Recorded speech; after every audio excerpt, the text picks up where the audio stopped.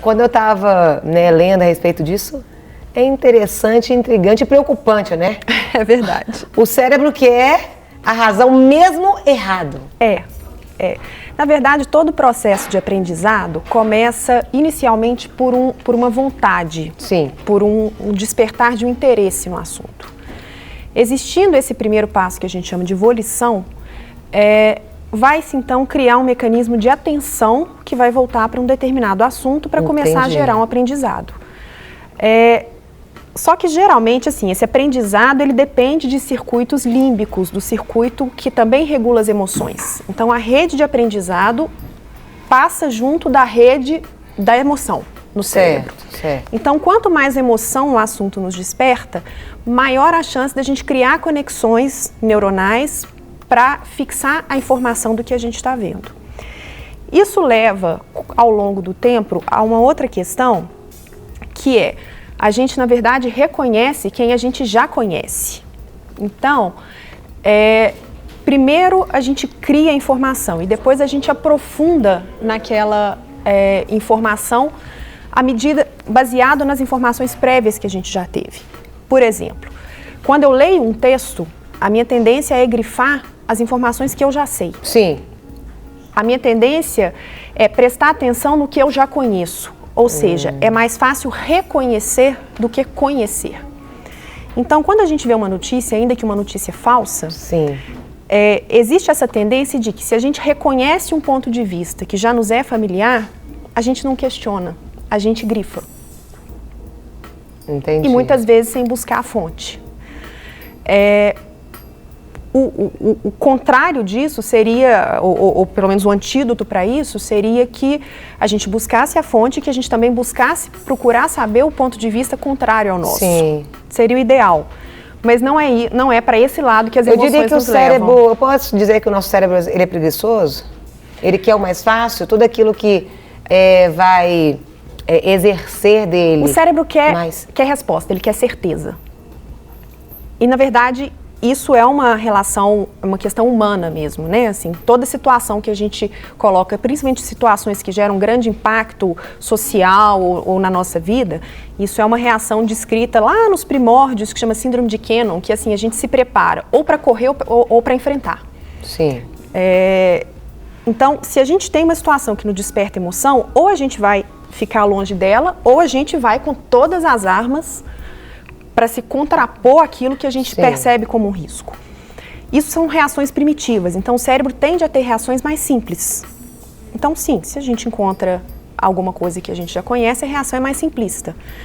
A gente precisa trabalhar esses nossos instintos para a gente parar, pensar, entender que aquilo ali não é uma ameaça imediata à nossa vida, ao contrário dos nossos instintos primordiais. E aí a gente descobrindo então que a gente tem tempo de pensar, analisar os vários pontos de vista, ver as fontes, procurar conhecer melhor o outro lado da história.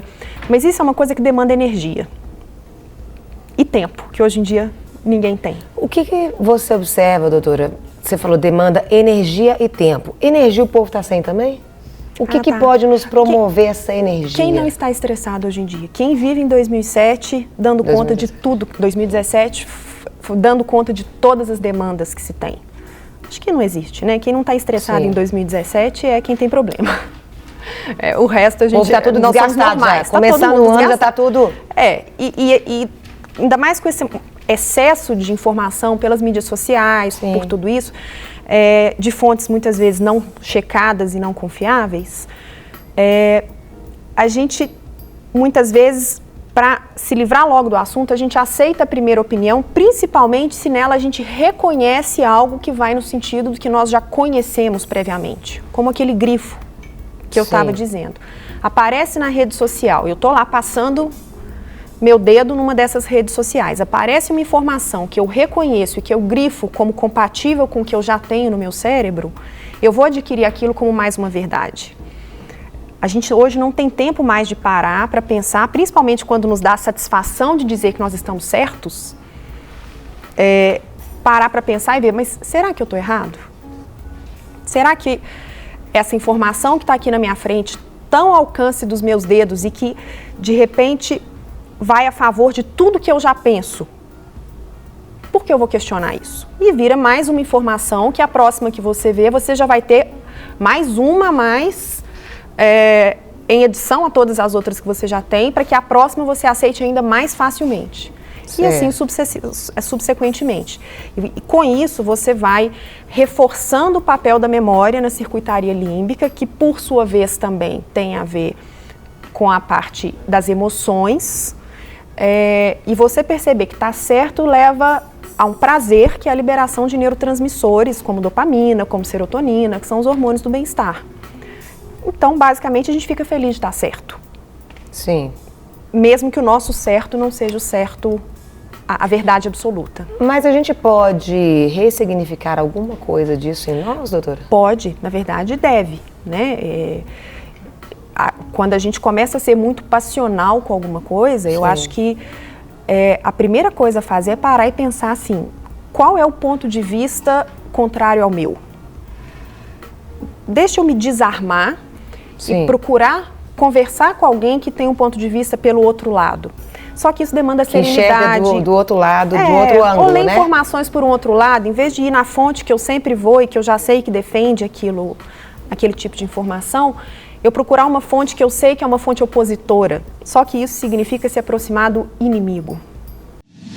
Para receber todas as novidades do canal, inscreva-se. E se curtir o vídeo, clique em gostei. Aproveite para acompanhar a Rede Super nas redes sociais.